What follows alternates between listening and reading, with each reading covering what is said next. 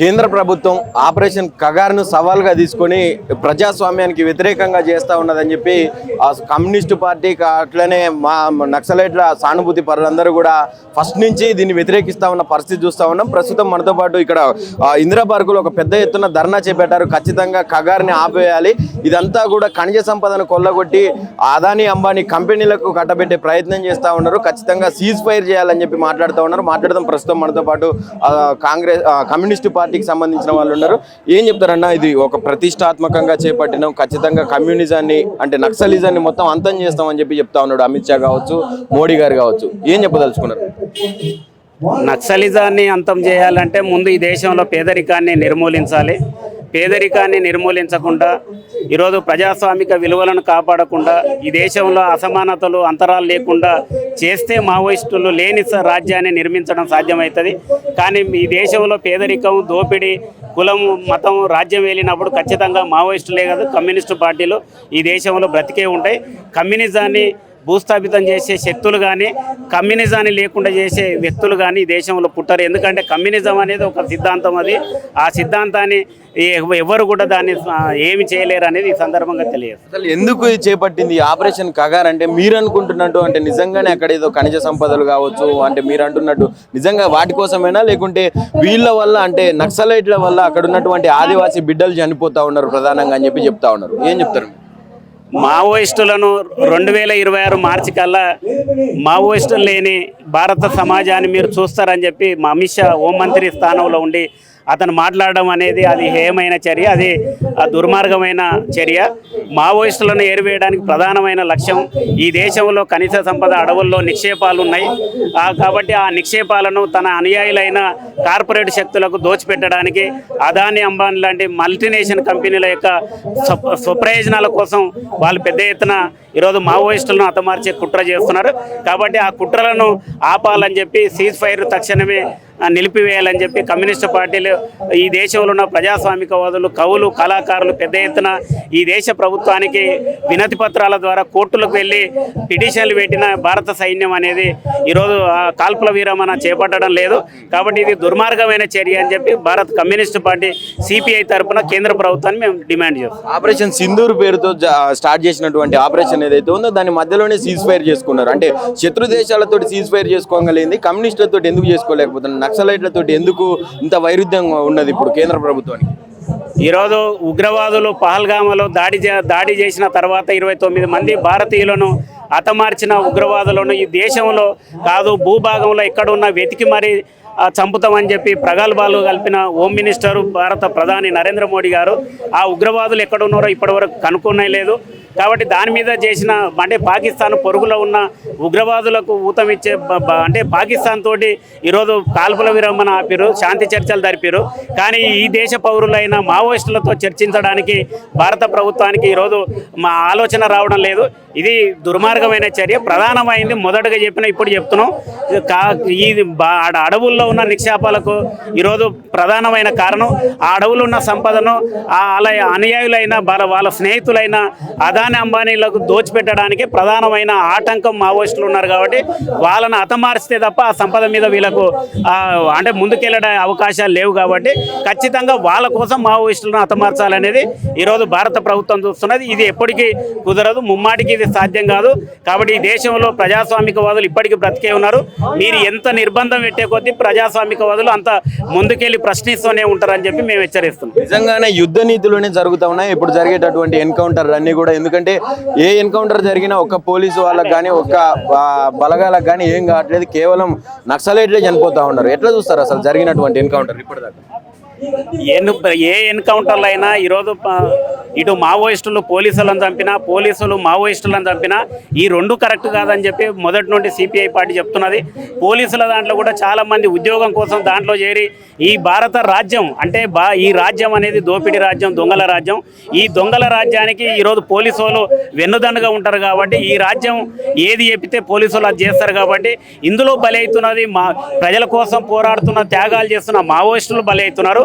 ఆ మావోయిస్టులకు ఏరివేయడానికి ఈరోజు ఈ భారత ప్రభుత్వం పంపుతున్న ఆ సందర్భంలో వెళ్ళిన వాళ్ళు చాలామంది ఆ కాల్పుల్లో పోలీసులు కూడా చనిపోయారు. కాబట్టి ఈ రెండు కరెక్ట్ కాదని చెప్పి సిపిఐ పార్టీ చెప్తున్నది.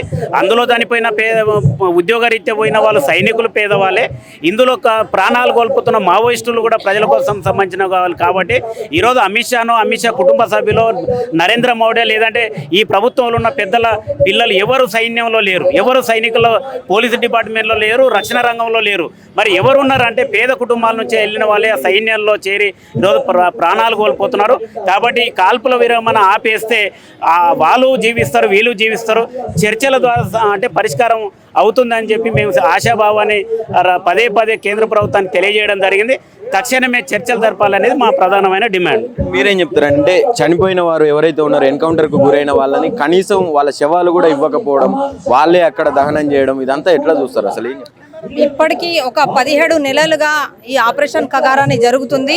అందులో 540 మంది మావోయిస్టులు చనిపోవడం జరిగింది. వాళ్ళ శవాలు దొరకకుండా వాళ్ళ కుటుంబాలకు కనీసం ఆఖరి చూపు చూసుకోలేకుండా చేసిన ఈ కేంద్ర ప్రభుత్వాన్ని మేము వ్యతిరేకిస్తున్నాము. శాంతి చర్చలకు మర్యాదగా పూర్వకంగా ఈరోజు పిలవడం జరుగుతుంది. ఒకవేళ దాన్ని వాళ్ళు అనుసరించకుంటే భవిష్యత్తులో పెద్ద ఎత్తున పోరాటాలు చేసి దాన్ని నిలిపివేయడానికి మేము ప్రయత్నం చేస్తామని చెప్పేసి అని తెలియజేస్తున్నాము. ఒక పక్క ఆదివాసీలను నక్సలైట్లు వాళ్ళని ఇన్ఫార్మర్ల పేరిట హత్యలు చేస్తూ ఉన్నారు.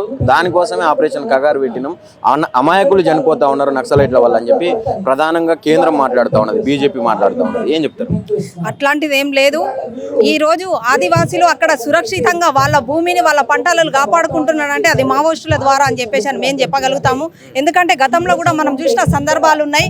ఏదైతే ఆదివాసుల మీద మహిళల పైన అత్యాచారం చేసిన సంఘటనలు, ఆదివాసులను వాళ్ళని బయటికి తీసుకొచ్చి వాళ్ళ స్థలాలను కబ్జా పెట్టుకోవడం, ఆదివాసులు మావోయిస్టులే ఈరోజు ఖనిజ సంపదను కాపాడుతున్నారని చెప్పేసి మేము తెలియజేస్తున్నాము.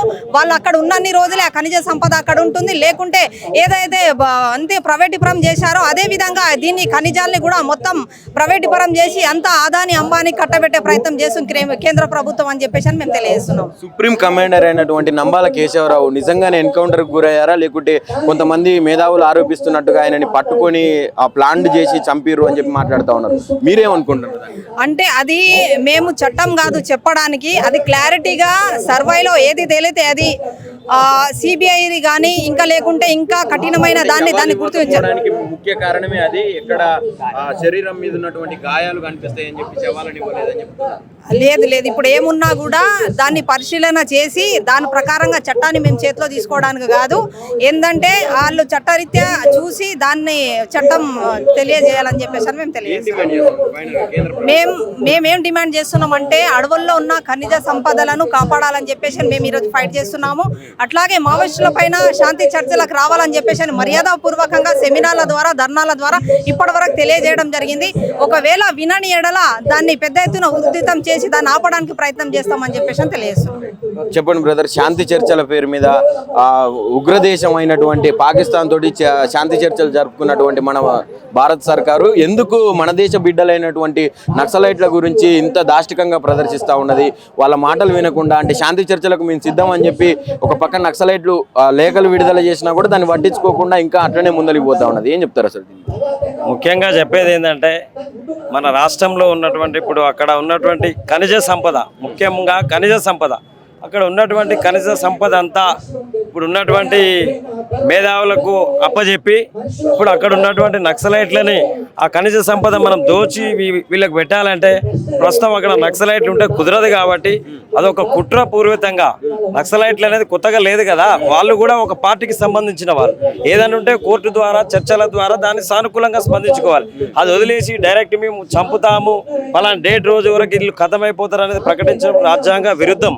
కాబట్టి అక్కడున్న ఖనిజ సంపద దోచిపెట్టడానికే వాళ్ళు చేసే ప్రయత్నము నక్సలైట్లనే ఇలా హతమార్చడం అనేది చాలా దుర్మార్గమైనటువంటి చర్య. అది ప్రధానంగా మీ ఎజెండా అయింది అంటే నక్సలైట్ల ఎజెండా అయింది. అసలు దేనికోసం అడవులకు పోయి గన్నులు పట్టుకుంటా ఉన్నారు, దేనికోసం అరణ్యంలో ఇంకా జీవిస్తూ ఉన్నారు? నక్సలైట్లు వాస్తవానికి ఈ రోజుల్లో అరణ్యంలో ఉన్నారంటే ఒక విషయం ఉన్నది బ్రదర్.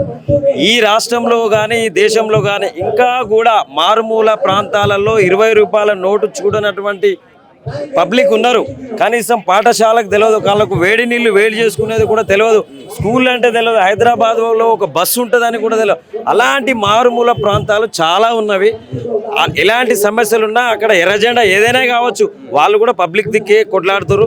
మేము కమ్యూనిస్ట్ పార్టీగా సిపిఐలకు కూడా మేము ప్రజల కోసమే కొట్లాడుతారు. వాళ్ళు చేసే పోరాటం కూడా వాళ్ళ సొంత ఆస్తులు కానీ వాళ్ళని కూడబెట్టుకొని చేయడానికి లేదు, వాళ్ళు కూడా పేద ప్రజల కోసమే కొట్లాడుతారు.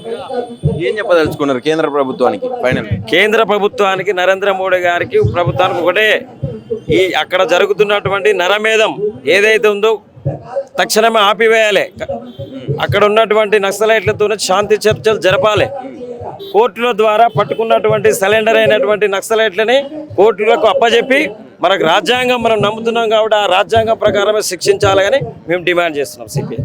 రైట్. ఇది వీళ్ళు ఏదైతే చేపట్టిన ఆపరేషన్ కగార్ ఏదైతే ఉందో దాన్ని ఖచ్చితంగా నిలిపివేయాలి. రాజ్యాంగం అనేది ఒకటి ఉన్నది, దాన్ని ఫాలో అయ్యి దొరికినటువంటి యుద్ధంలో దొరికినటువంటి వాళ్ళందరినీ కూడా కోర్టుల ద్వారా వాళ్ళని రిలీజ్ చేసేయాల్సిన పరిస్థితి ఉన్నది.